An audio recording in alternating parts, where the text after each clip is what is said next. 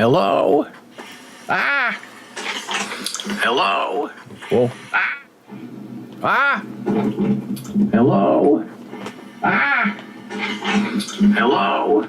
Oh. Ah! Ah! Well, it's a great way to start the show, right? Hey, we have a lot of stuff going on today. A lot of interesting things. I don't want to say arguments. Maybe arguments. Disagreements. Conversation. Hey! It's Miss Ellie. And it's spring break. So she can come and visit the stream. Well, now, isn't that wonderful? Now, there are a lot of people who may know Ellie and may not know Ellie, who would say to Ellie, you need to construct your school classes so you're free from noon to 1. I'm not saying that, but Jana Marie probably is thinking that. We're lovely to have you with us today, Ellie. A lot of interesting things going on. We're going to be reading sonnets that I did not write, but that ChatGPT wrote. Mind-blowing stuff. Midjourney V5 is now coming out with a live version. Oh, Ellie will work on that for next semester.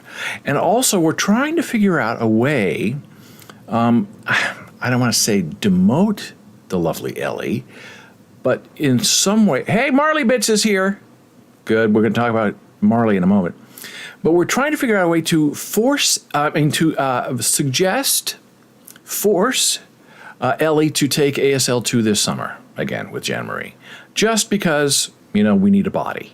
Not that she's not genius and intelligent, but everybody could, retake a level or two just to help out the Jana Marie. So maybe Ellie will work on that. I don't know. Probably not. She's in level 3, but you never know. And Marley Bits is our old friend, our good friend from Mastodon. Oh, we're going to be talking a lot about Mastodon. I've been really basically in a fight with people since Sunday over Mastodon. What is it? Why is it? Who are we here? Oh, Ellie's going to check it out. Ellie always plays along. That's the greatest thing about her. Don't tell Jana because she'll count on it. But first, before we get into all of that, oh, and also PT for Apple Watch, which is a ChatGPT thing that you can have on your Apple Watch, which I do have, and you can ask it questions, and it will give you answers. But first, as you can see, I have a little bit of a haircut now, right? Now, as you know, we beta test things. NVIDIA is a sponsor of this stream. And so when I look at you and I'm not looking at you and my eyes are always looking at you, that's their beta version of their camera software. It is uncanny, weird, and that's why we like to use it. Jana Marie's not thrilled with it, but she goes along with it. Also, I've turned on the anti-echo. So that's why I had the sound up, so I could see if it sounded weirder today or stranger today, because I have noticed in the last couple of shows that there has been a slight echo in our sort of half room we are in here. So I thought, well, I'll turn it on because it's part of the beta test and see if it makes any difference. So if you can't hear me or if it sounds weird, let me know. So Ellie is our ASL friend who takes classes with Jana, shows up for Jana's live stream on the weekend. And Marley Bits is our good friend somewhere in the vicinity of Chicago who checks in with us every once in a while and says hello. And Marley Bits sent me an interesting thing about convincing AI to go against itself or something. It's probably in my email, and we'll probably check it out if we have time today. But I did get a haircut. Hey, there's Ellie. Oh, Ellie, see, Ellie knows what to do. She says hello to people. She's polite. It's wonderful. And she knows how to wrap a package, by the way. If you need something sent and have it wrapped and taped and boxed within an inch of its life, you hire Ellie. Because she wraps things like I wrap things. I mean, you don't just do the seams, you do around the seams. Because, of course, you would. But Ellie and I have trouble, convincing the rest of the world that's how you wrap a package. But that's how you wrap a package. We don't ask anywhere, we just do it. I've never met Ellie, by the way. I only know her virtually. As my new friend Marley bets, I don't know Marley either, but Marley is my friend. Well, Ellie, you could be laughing every day, almost, at noon, but you have school.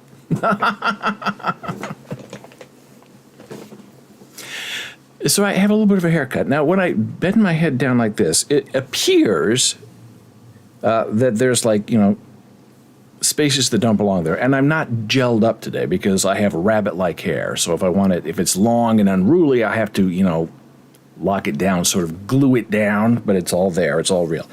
But this is an optical illusion. It's actually a full head of hair. No weird things going on in there. Hey, Ellie was she knows, she pays attention. Watches the video on demand. Not the live show, but she's with us today. Thank you very much, Ellie. Now, here's the update on skincare. I visited the skin doctor yesterday, and people have asked in the past, why do you say skin doctor instead of pharmacist? Instead of dermatologist. Why does your wife say pharmacy store, medicine store, instead of pharmacy? Well, because Jana Marie is deaf and she teaches American Sign Language, and that's how you make differentials in sign language. You don't say dermatologist and fingerspell it, you say skin doctor. Medicine store, not pharmacy. So that's why I say skin doctor, heart doctor, ear doctor, eye doctor, not cardiologist, ophthalmologist, ENT, whatever. And as you know, we've had, some issues with skin cancer, and they've all been removed successfully, and they all are on the left side of my body. And you wonder why? Yeah, why left side? And why is it all coming out now? Well, when you reach a certain age, it takes about 30 to 40 years for skin cancer to reveal itself. And when you're young and driving around in the Midwest with your windows rolled down and your arm on the window, all of a sudden, hours and hours of driving beats down on the left side of your face. That's my theory anyway. So yesterday I went in, got burned again. My doctor likes to burn things off of me instead of cutting them off. And it's near two spaces where we had verified skin cancer before. So I knew I was in trouble because we'd been keeping an eye on it for several months. And it's been bothering me more than it bothered him. But yesterday he said, okay, we'll finally biopsy it and do the burn. And then when he started numbing it up, it wouldn't stop bleeding. And then he scraped it off for the biopsy, and then he burned it. And then if it turns out to be cancer, then I have to go back in and he burns it even more. And then he said, come back in 2 weeks. And it was like, wait a minute. I always come back in a month. I never come back in 2 weeks. And I didn't ask him because he's 80 years old and he's very busy. Because I know he wouldn't tell me because he was walking out the room anyway. So that was weird. There must have been something, I think, that he saw when he was biopsying it or taking it off of me that he didn't like to see. Now, you might hear those little things beeping because we're keeping an eye on the fight that's going on Mastodon right now. Sometimes you have to. That's how you play the game. You don't wait. You have to reply right away because other people will reply for you and instead of you. So if I get a little notification like that, that means I got to go to Mastodon and see if anybody's yelling at me. Oh, there's a big yell. Okay, we'll look at that in a minute. Because things move very fast in the online virtual world. And if you've been online since 1995, you learn the lessons very quickly. You don't punch back, unless you have to, but you do need to answer back. Act back. Oh, or you're going to be in trouble. Someone else is talking. This is starting to freak me out a little bit. Oh, my. And some people just go on and on. Oh, there's a lot here going on here. We'll look at that in a minute. So I go back in 2 weeks to find out if that is cancerous or not. The fact that I have to go back in 2 weeks. Hey, it's Miss Ellie. Yes, Elias, I'm wishing the best for you and your results. Thank you so much. He has been cutting a lot of things off of me, and they've all been fine. There have been like 4 or 5 things that were a problem. But this, with the bleeding and to come back in 2 weeks, and I did say, 2 weeks. He said, yeah, we have to know what it is. And I thought, oh no, I think he knows what it is. He's the guy who 6 years ago, 5 years ago, 7 years ago, found out that I had shingles because I had these weird things on my face, right along my nerve line on my face. And I didn't know what they were for 3 days. I thought I just, had an infection or something. Finally, I went to the doctor because it was really painful. And he said, how long have you had those on your face? I said, I think this is day 3. And he said, well, you have about 4 hours to go to the doctor. Hey, Ellie says, good that you and your doctor on top of everything. It's best to get everything taken care of early. Very true. And every time I go in there and get a blue light therapy session to prevent cancer, he bills my insurance $1,000. So it's not a bad business to be in. I sit in front of a blue light screen for 9 minutes every month, and he gets $1,000.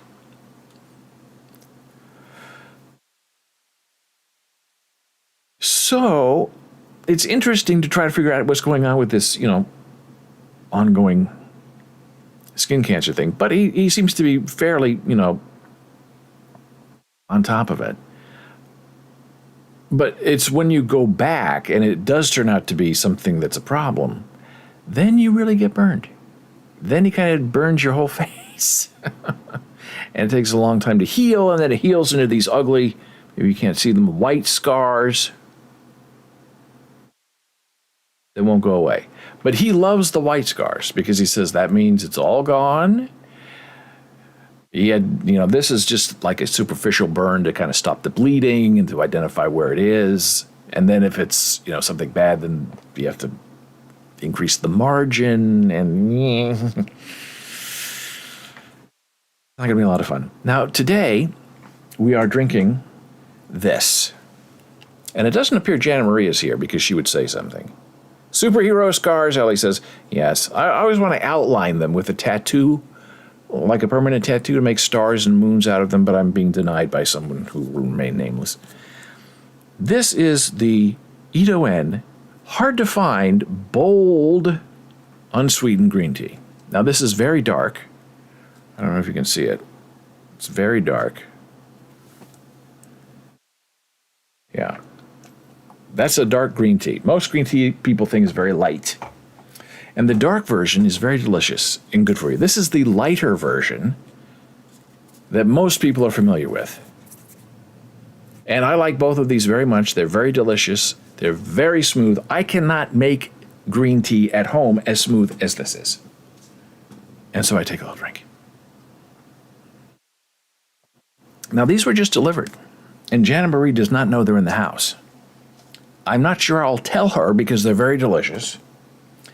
And she does know that these are in the house, and she drinks these like water. Now, I didn't say that on the live stream, but I did think it.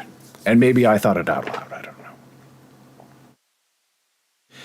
So there's been a lot going on with this AI stuff. Hey, it's Ellie again. Yum, have you tried matcha tea before? My mom loves matcha. Me as well. I do love matcha tea. And there's a Kirkland version that is very delicious. And it's green tea, and then it has the matcha in the pouch. So you just dump it in. But I know that traditionally you're supposed to whisk it with a bamboo whisk. And it's very good. And we need to get on that.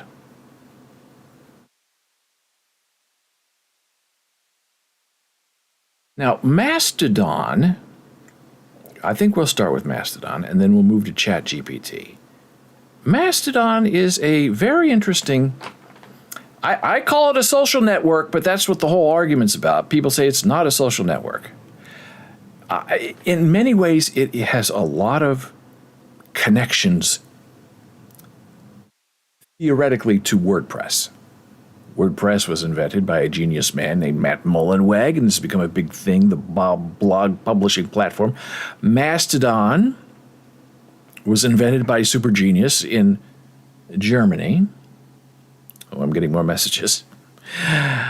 And he goes by the name Gargron online. And they're all kind of, WordPress is now established, millions of dollars. Mastodon is up and coming. And Mastodon is software that allows you to communicate with other people. But it's not Twitter, it's not Facebook, it's federated, which means, like WordPress, that there is the main Mastodon software that you can then install on your own server, much harder to do than WordPress, and then you have your own instance, as they call it, of Mastodon. Now, we'll go right to the browser. This is what's beeping at me and trying to get my attention. I've been having this conversation since, I think, 9 o'clock this morning. And there have been lots of people chatting about it. And this is the guy who kind of restarted it all this morning, Byron. And there I am. And here we go. So this is the conversation that's going on about Mastodon. I always kind of felt it was Mastodon the social. See, this is what is Mastodon a social network? I think that it should be, and I believe Byron does too, and there are others who vehemently disagree and say, no, it's not. But when you have 10,000 individual instances of Mastodon, of people running their own version of Mastodon, which to me is like everyone running their own blog that happens to be WordPress. Mastodon, I was told, was started by people who didn't have any money and who were all volunteers. And they were all kind of in this together. So they're not interested in making money, which I think is a big problem because the big players are coming to make money in the metaverse. Hey, Marleybit says, hasn't been monetized across the platform. It hasn't, and there was big money, I guess, offered to Gargron, and he turned it down. But here's the problem, is Facebook is coming. WordPress is coming. Instagram is coming. Medium is already there. Mozilla is coming. They're all big money, for-profit entities, and they're going to sit down their big bodies in the Fediverse and monetize it. They're going to sell advertising. They say they won't, but they will. And Mastodon, the current universe, what I call the OGs, the original gangsters, are very careful not to be involved in the commercialization of Mastodon. They don't want it to be Twitter. They don't want it to be Blue Sky, which is coming. They want it to be pure, natural, community-based, not group-based. That's a whole other thing. Community-based. You can run your own instance. Now, there are instances that have 100,000 members, and there are instances like our instance, where we have 3 people. No Ellie. Yet. Oh, there's notification. 2 of the accounts are mine, and 1 account is Jan Marie. And all of them are supposed to be, in theory, created equal, all running the same software. And then these individual instances federate with each other, meaning they exchange information. So Marleybits is on his instance, and I'm on my instance, and yet we can communicate and talk back and forth as if we're all on the same instance. So people try to sell this as well. It's like having email. Hey, it's Miss Ellie again. I've never been on this website. I have seen your posts on Discord, I think. Yes. And all you need to do, Miss Ellie, is go to boles.xyz and you sign up. And I'll approve you. If you want to explore and look around. You don't have to if you don't want to. You do whatever you want to do. So they sell this idea of, and it's confusing, and I'm coming at this as a publisher who deals with a lot of new users and a lot of inexperienced people in my life, and trying to explain to them what Mastodon is and what Mastodon is not is very difficult. Because it's not Twitter, but it is sort of its own social network. And I believe Mastodon should be a social network. We are Mastodon, the social network. And hey, we happen to have 10,000 different instances, but they all report back to the mothership. Which is sort of true because there is one shot caller when it comes to Mastodon who makes all the big decisions, and his name is Gargron. But then he said, no, I don't make the decisions, I'm just here. But he makes the decisions, which is fine. It's his idea, it's his software. And he should profit from it as well. But so far, I don't think he wants to. He wants to remain pure of nature and of spirit. So, with what is it? And I've always felt that Mastodon, in the Fediverse, the social network in a sense of connecting people, federating those connections, and having expected behaviors among those connections. Because the thing is, when you have your own instance, you are, in many ways, your own little Elon Musk. If you don't want to have, pornography and a lot of cursing and Nazis, not just on your instance, but you don't want to federate with them, you don't want to exchange information with them, you can block them. I don't want to know them. And so you can block, I have, I think, 64 pages of blocked other instances of Mastodon that I do not federate with.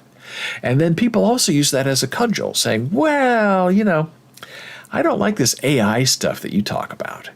So my server is going to block your server. Now, that hasn't happened yet. But there have been sort of threats generally thrown out that, well, this AI, do we want to talk about it? Or what are we going to do about it? And it's a problem because if people want to cut you off, they just cut you off. And they don't tell you it. They just do it. So it's a closed network. It's a silo. It's a niche. But then, the truists say, well, we're all in this together. Yeah, you're in it together, and someone starts calling you a Nazi. Someone actually, because I was posting about AI, sent me a, nasty email reporting me to myself as my own owner, calling me an N-word lover because I support AI. Now, I guess the person was trying to think of the most devastating thing that you could talk about. Call somebody and to call somebody and lover because you like AI. Marley Bitch says, what about exposing Nazis? Well, I'll tell you a story. And I've told this story before on the live stream, but it bears discussing because it does have to sort of do with Mastodon. There are some people you don't even want to associate with. And the story that I like to share that has been told to me is the story of the bar. So you own a bar, and people are coming in and enjoying themselves. And this guy comes in, and he has a jacket on, and he has a patch on his jacket. And it's an insignia that is white power. And the guy's friendly, making friends, buying drinks, and the bar owner comes over to him and says, I'm sorry, you have to leave. And the guy says, what? I just got here. I'm not bothering anybody. And the bar owner says, that patch, I don't want it here. You have to go. And so people in the bar are kind of saying, well, why? What are you doing? Don't throw him out. He threw him out. And then somebody asks, he said, what are you doing? Why did you throw out that guy who has a white power patch? He wasn't bothering anybody. We're all liberals here. We're all happy here. And the guy said very frankly, he said, look, he's a nice guy. I agree. Friendly. Didn't cause a problem. But then next time, he brings in a friend, and his friend has a patch, and it's a Nazi patch, and they're buying drinks, and they're everybody's friend. And then the next week or two, they bring in a couple of friends, and they bring in their friends, and suddenly I'm running a Nazi bar. I don't want to run a Nazi bar. So that's the thinking about not wanting to federate these Nazi sites because they're full of hate, they're full of nastiness, and I don't want to be a part of it. So they can go do their thing. I don't want it. And another thing I noticed yesterday, and this has happened a couple of times to me, and it's very weird because the Mastodon people I hang out with a lot and promote are, the gay trans community. They're very active. And in some ways, they're very scared of this, federation with these big millions of users of Facebook people joining the Fediverse under a different name. It's not going to be Facebook. They're going to go after them and make trouble. And then in my stream, for the second time, I get all of the not safe for work, really not safe for work, images popping up in my stream that are completely inappropriate. Total nudity. And last night's was a trans person posing with a plushy octopus, and the octopus was wrapped around all the naughty bits, and every naughty bit was visible. And I understand there's some people who are into that. I'm not really into it. I don't want it on my stream, so I didn't block the domain, but I did block that person. Because that was the second time I got that kind of content, because it's other people in the Fediverse that I'm connected to following. They're following me. And that's stuff that they're saying that they are boosting, reposting. So continuing on, many admins are fighting that the Fediverse is nothing but 20,000 little Twitters, which is the way it's being sold. I find that argument intriguing, for if it was 20,000 little Twitters, our objectives and social ethos wouldn't be so overreaching. I'd have functionality and features if I weren't weighing them against the impact of being a stable partner network, as if Mastodon, the social network. For example, why put so much concern to quote boost toots if every instance can just self-govern software? Until we figure this out, not sure there's much to answer, just mass confusion. Well, I have to answer that because he's sort of responding to me. Oh, and there's our friend Marley Bits. And this is what Marley Bits said. It's possible to talk ChatGPT into giving an answer it initially declined to do because of ethical ground rules. Within a few minutes of conversation, it actually provided a fairly detailed reply. I either reasoned with AI and it made a value judgment for what it claims it's unable to do. True. I bullied the system, which it also claims is impossible, or simply saying I understand the implications and I ask you to answer the original query, which then it did. I'll send you the text. And I believe he did send me the text. So what else is going on here? Oh, here more. Here we go again. Bugs, feature requests are being opened to ask why behavior of the network varies so much between instances. That is very interesting. Lots of blogs written that choosing an instance doesn't matter, not just on the fact that you can move what is moving if we're all competing networks, but that you can communicate across instances without having to be on an instance. Now, that's the thing that I've been talking about all morning is they say you can join any instance you want, which is true. And they say, but pick carefully because some of them are very narrow. Mine is like, friends, family. Others are just dedicated to art. Some are dedicated to music, and they have very strict rules about what you can and cannot post. On mine, you can post anything you want to post, as long as you're being nice and you're not a Nazi. But some don't want you talking about things, and so they will restrict you. And so you decide, well, I want to talk about AI, even though I'm on the art server. So I'm leaving the server and going on to a different server, which you can do. Freely move. Take your follows and followers with you. However, what they don't tell you is this. If you move from one instance to another, all of your content, all of your images, all of your posts are lost. You can download them as an archive, but you can't do anything with it. You can't export all of your content from one server and upload it to your new server, which you can do with WordPress. You can export and import. You can move from one blog to another blog, export, import, and it's there. You don't lose any content. And that's being lost in the recruitment of new people.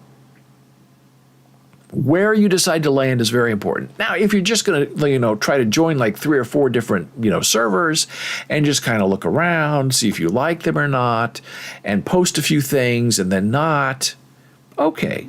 But if you're there dedicated to art and you've been there for a year posting about art, and then they say, oh, no more talking about AI, so you decide to leave, all of your content for that last year is gone. And that's sort of devastating to people. And there are some of the Mastodon communities that, oh, that's nothing. That doesn't matter. Nobody cares about that. Well, I care about that. And the idea of this Fediverse is to be ubiquitous. That when you post one thing here, it's available everywhere.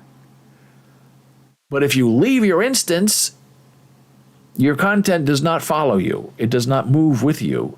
So it becomes instantly necrotic. Many of us may be missing parts of this conversation because of quirks in Federation. That's true. There's one guy was talking all day Sunday, and he just replied to me this morning and said, I didn't get any of this information until now. I'm sorry I didn't reply to you. And his instance, which is the biggest one, the original one, had denial of services and interruptions. And so it took them 3 or 4 days to, I guess, get their cache caught up. Each one of us is experiencing different social signals on this, but talking to it generically, this behavior is quite weird, even though we try and polish it as a feature of the system. Not sure we're even talking about the same things. That's true, because I'm talking about one thing, really, with this guy, Byron, and then there are other people commenting on what we're saying to each other, and we're not talking about that. I've talked about this before. I'm not talking to you.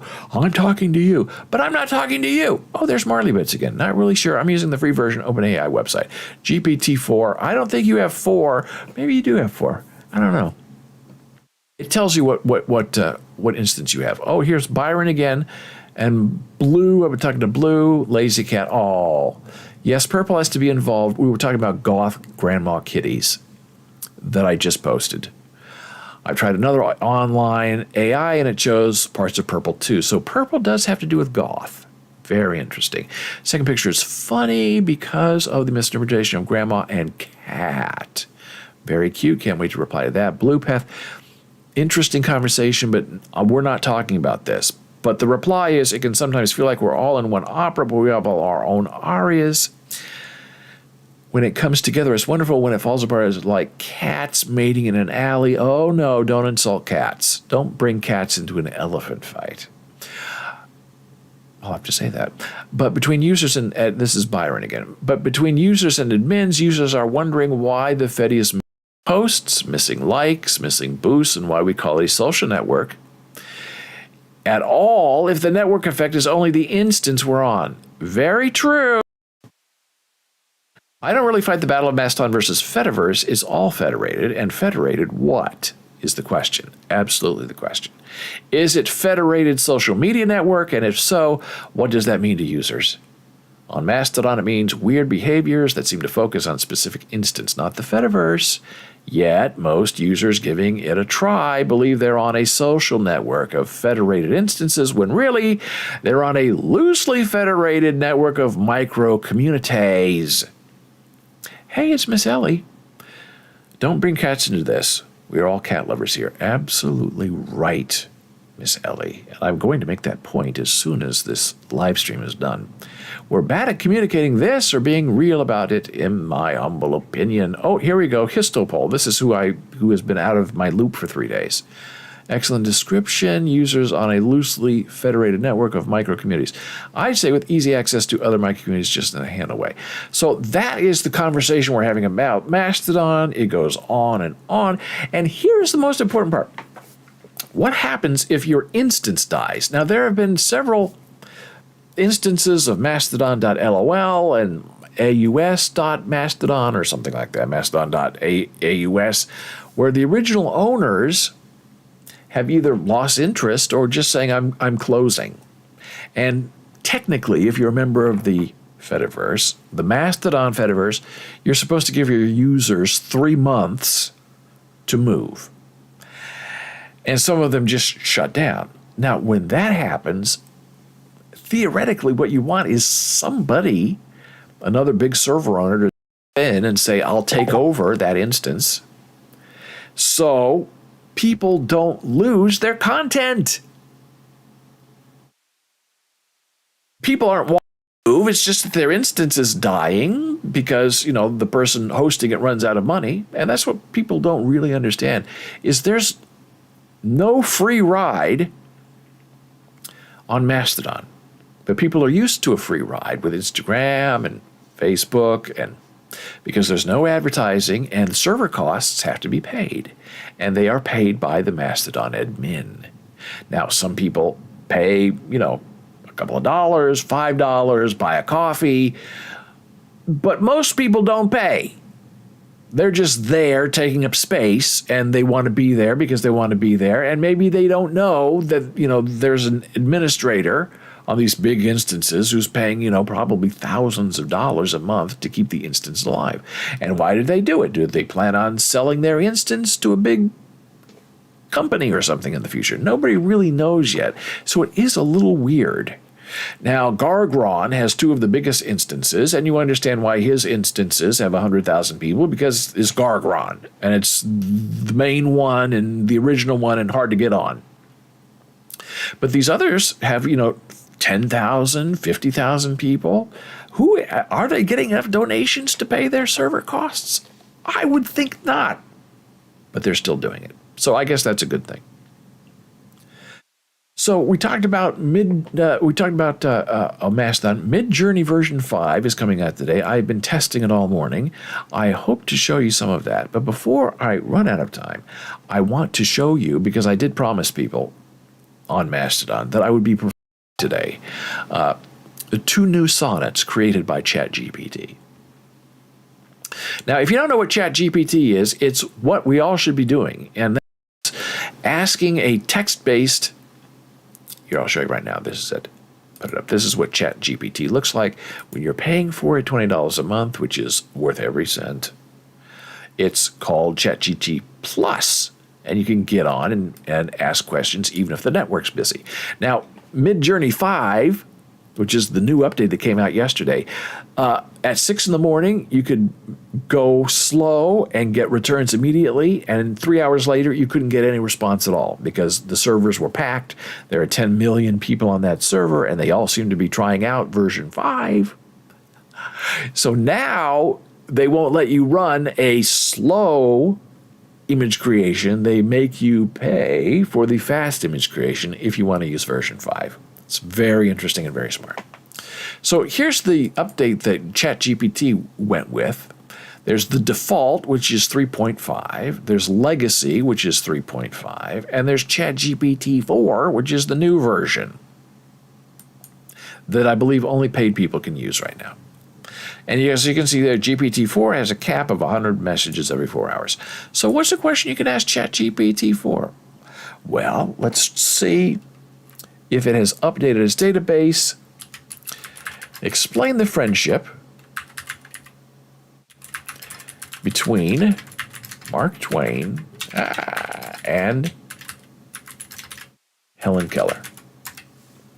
They got this wrong, and I have corrected it repeatedly. And it's almost there. Go. There. And it usually comes back very fast. And you know you're on the version 4 because you have this black icon. The other version 3.5 is a green icon.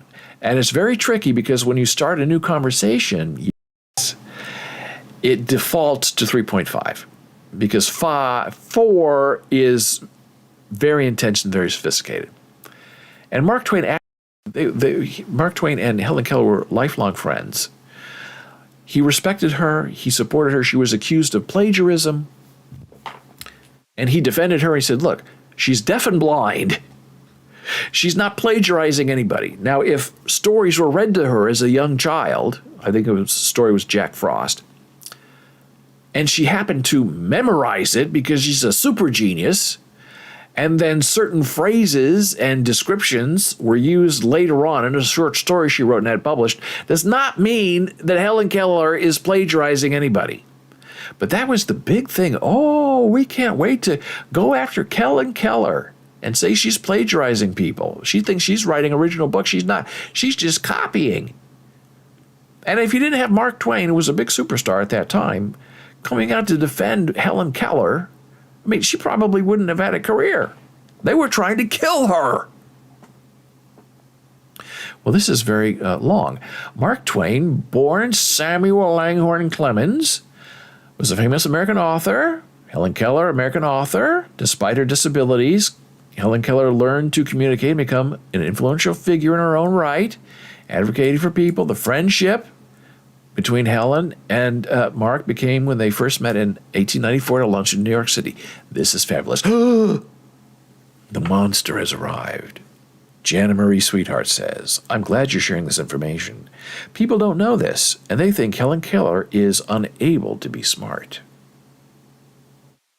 Very true. Mark Twain was impressed by Helen Keller's intelligence, determination, and ability to communicate despite her disabilities. The two quickly formed a bond, and Twain took an active interest in Helen Keller's education as well as her well-being. He admired her perseverance and often referred to her as an inspiration to others. Hey, Miss Allie says, hey, Jana Marie, sweetheart. Twain's admiration for Helen Keller led him to introduce her to his friend, the Standard Oil executive Henry Rolleston Rogers. Rogers was impressed by Keller and under Twain's encouragement became her benefactor, financially supporting her education at Cambridge School and at Radcliffe, where she would become the first deaf-blind person to earn a Bachelor of Arts. It's beautiful. Throughout their friendship, Twain and Keller exchanged letters discussing various topics, including literature, philosophy, and their personal lives. Twain's wit and humor were often evident in his letters, and Keller appreciated his kindness and encouragement. The friendship between Twain and Keller was unique, as it was a connection formed between two individuals from different generations and backgrounds who faced their own personal challenges. It's a testament to the power of empathy and understanding and forging strong bonds between people. Now, that's absolutely beautiful. And that's not what ChatGPT 3 told me 3 months ago. I had to correct it. He said they didn't know each other. They were complete strangers. He's older than she was. I think there are photographs of Mark Twain and Helen Keller.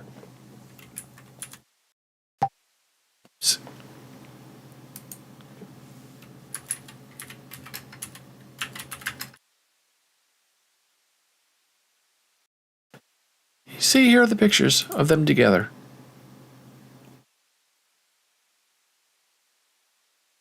They were very good friends, and they took pictures together. It's just beautiful. It's a beautiful friendship. Now, I'm going to go back and ask ChatGPT another question, and we'll see what they say. Hey, it's Marley Bits. Great show, David. Thank you so much. I'm not done yet, friend. Don't leave. But if you have to go, go. Except for Ellie, she can't go. Points will be taken.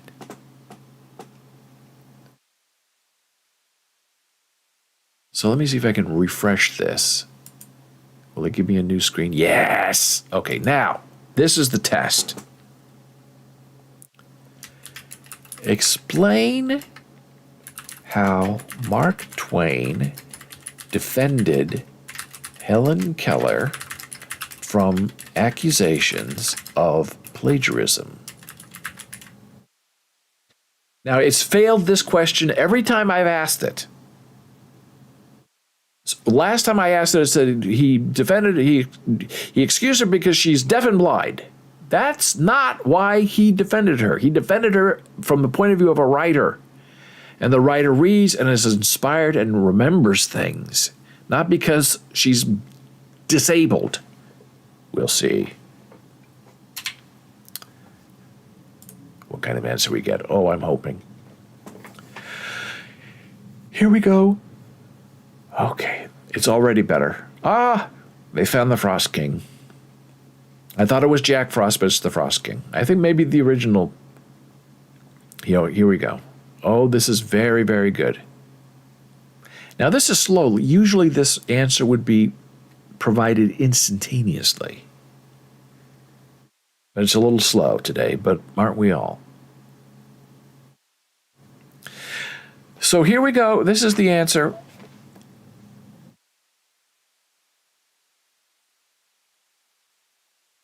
Now, see this answer right here? This is exactly what I typed in.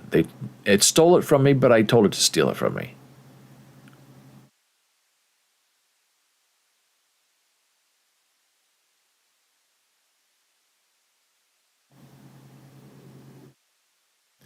So here we go. 1892. Helen Keller, a young deafblind woman, was accused of plagiarism after her short story, The Frost King, was found to be similar to Margaret Canby's The Frost Fairies. The accusations created quite a controversy, with many questioning Helen Keller's abilities and integrity. They thought she was faking. They said, a deaf-blind person can write and communicate and have speech. It's impossible. All her life she fought that. Mark Twain, an American author and humorist, came to Keller's defense.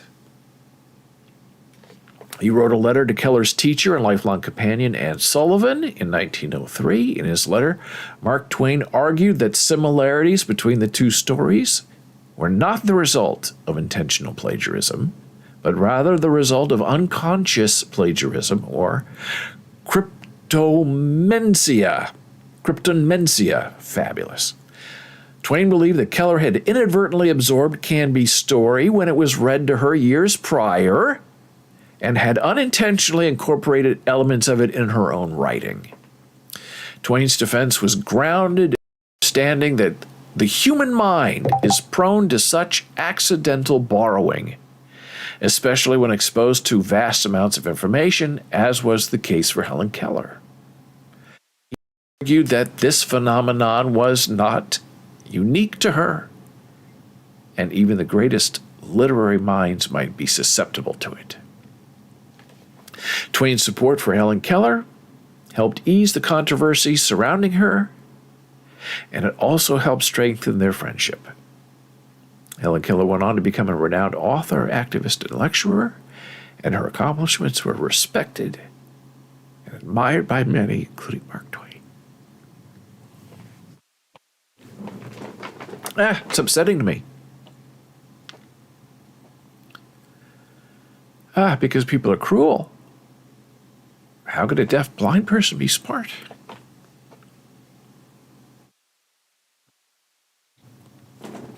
Now, one of the other amazing things that ChatGPT can do is write songs. It can tell you jokes. You can ask it to speak like a child, and it will give you replies as a child. So I decided to do a little test. It's written Shakespearean sonnets for me before. It has written Broadway songs for me before that rhymed. True rhyme, not close rhyme. Hey, it's Marley Bits. Accidental borrowing equals innovation. Innovation and inspiration, which is almost exactly kind of what's going on with AI.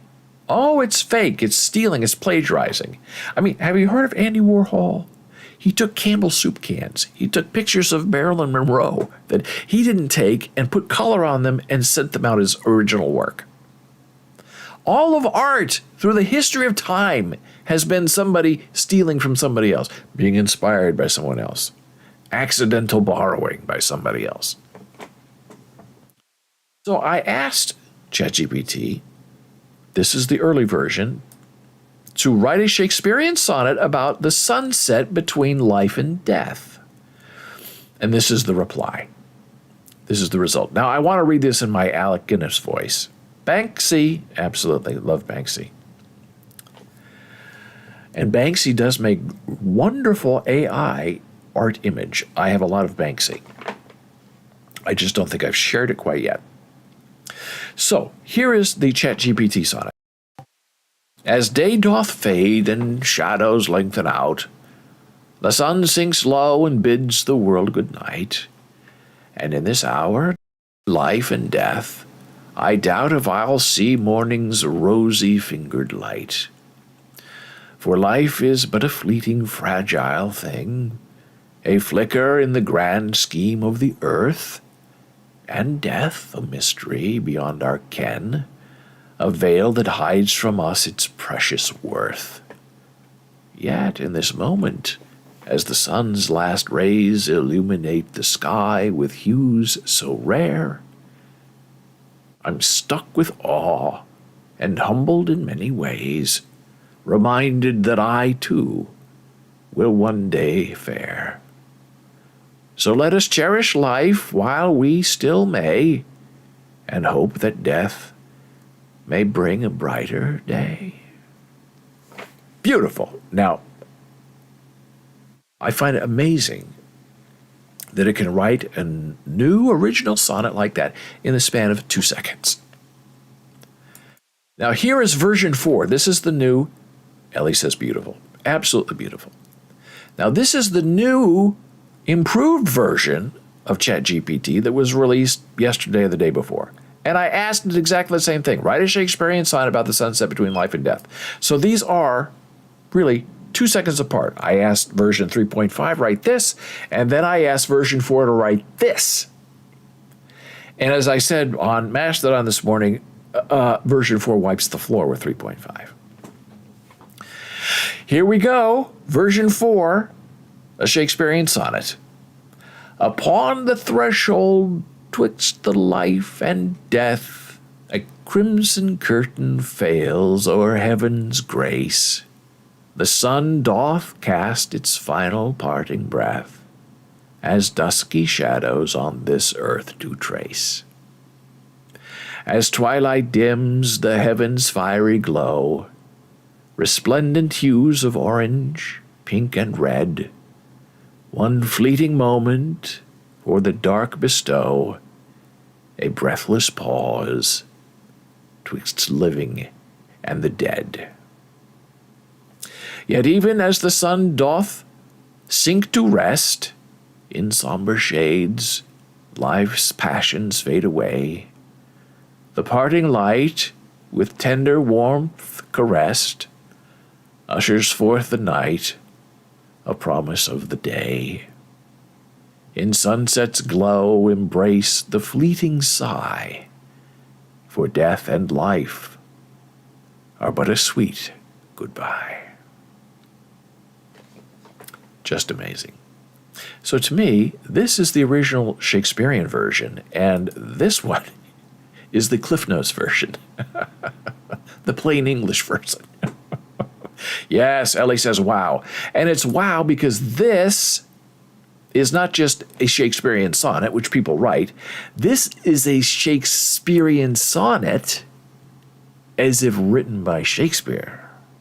Now that is a mega leap in ability and talent. And we're talking about artificial intelligence. So hey, we go back to Mastodon so I can show you some of my Midjourney tests. And I really should be doing this on my, well, I don't know if let me see if I can get in. Because this would be better to show you. Whoops. Just to round out the old show, see if this loads. See, everything you do on Midjourney is done on Discord, which I appreciate, but their ultimate goal is to move all of this image creation off of Discord and get put on the web, on the website. Well, this is my instance, my hosting, my Midjourney hosting on the website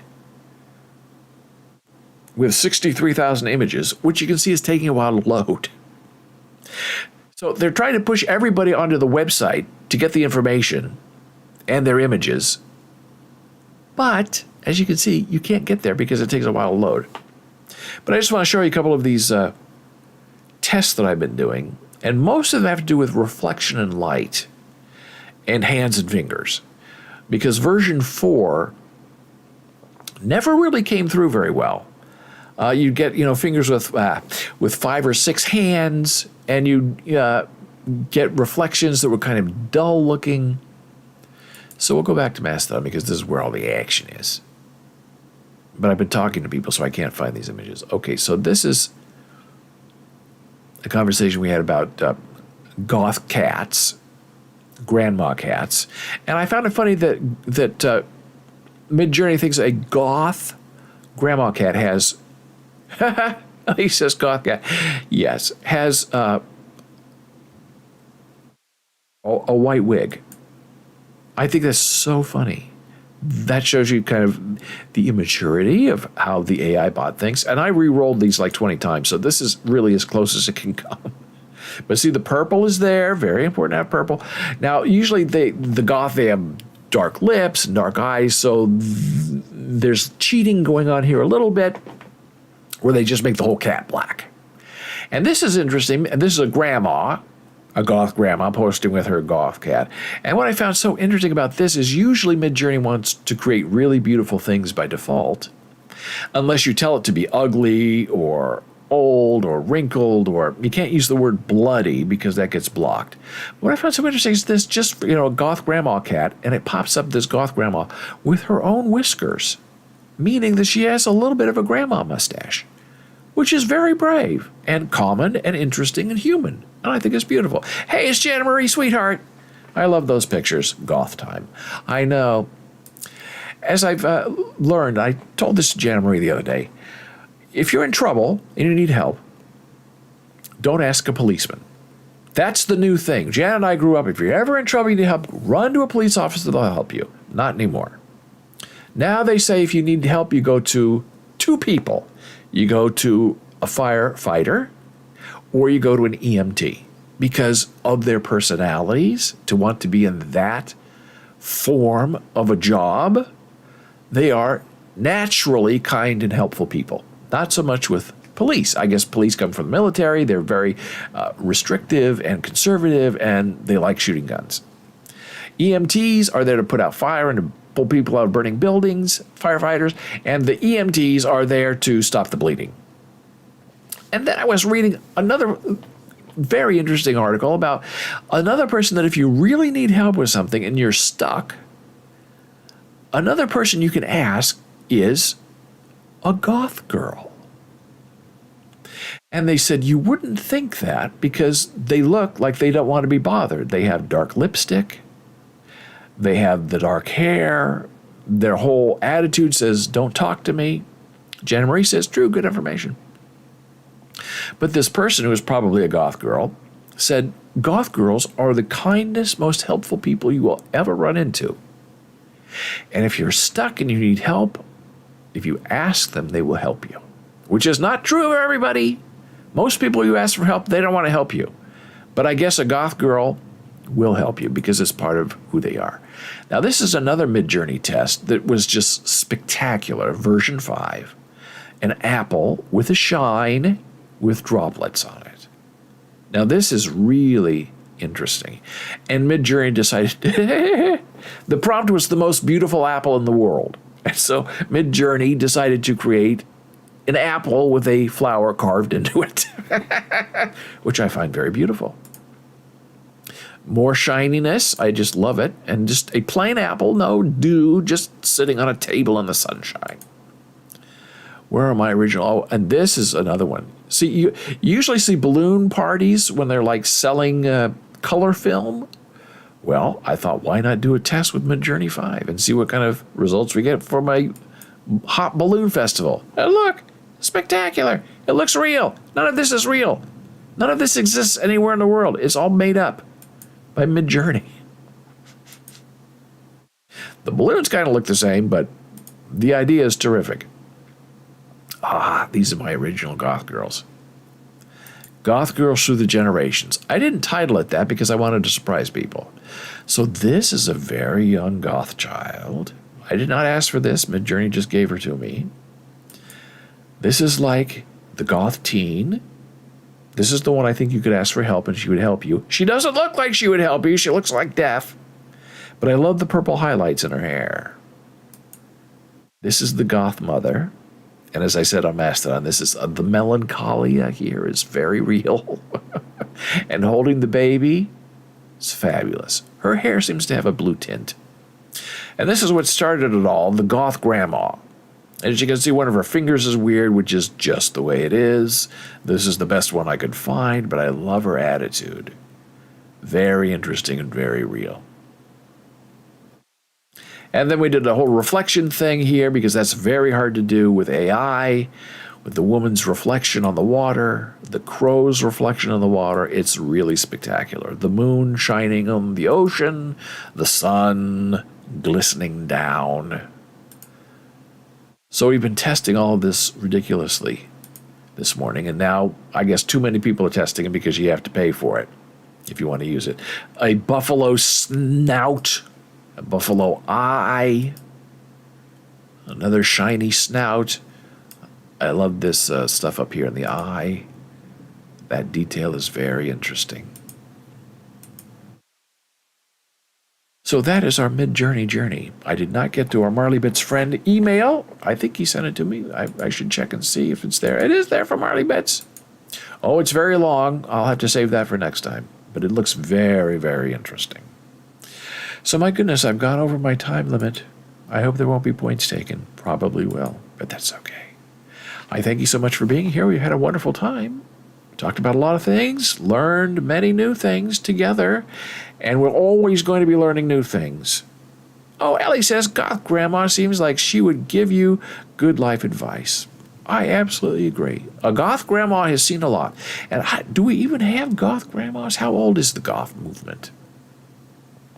I've always wondered, especially the people who tattoo their face.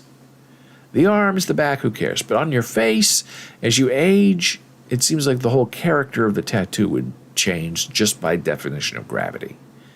But maybe I don't know. Hey, it's Marley Bits saying goodbye. Goodbye, Marley Bits. I'll respond to you in email and on Mastodon because you said many interesting things. Hey, it's Miss Ellie. Awesome stream. I hope I can come back soon. See you all on Discord or on Mastodon. Not a social network, but a social network. It's all a big mess, but it's fun to figure out. We're in a very interesting time of pioneering ideas of AI and connection. And it's all going to define us whether we like it or not. So you might as well play along a little bit. Thank you. I appreciate you. I'll see you again soon. You know where to find me. Bye.